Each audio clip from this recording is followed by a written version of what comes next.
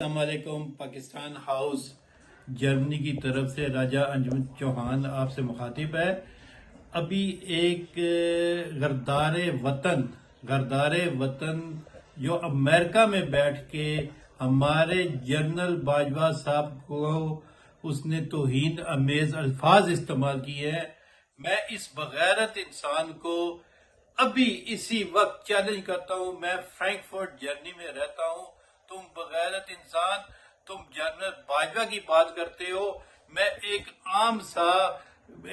عام سا پاکستانی باشندہ ہوں۔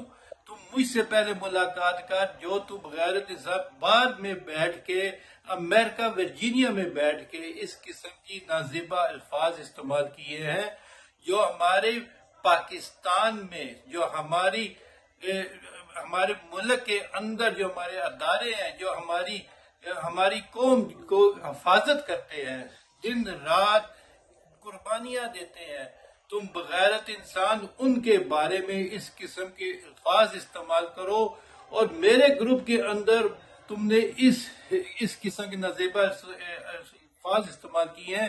میں تجھے چیلنج کرتا ہوں، آؤ فرینکفرٹ میں آؤ، فرینکفرٹ جرمنی میں آؤ۔ بغیرت انسان، تم باجوہ کی بات کرتے ہو، میں ایک عام آدمی ہوں، میں تم سے نمٹا ہوں۔ تمہاری ہمت کیسی ہوئی کہ اداروں کے متعلق تم ایسی بات کرو؟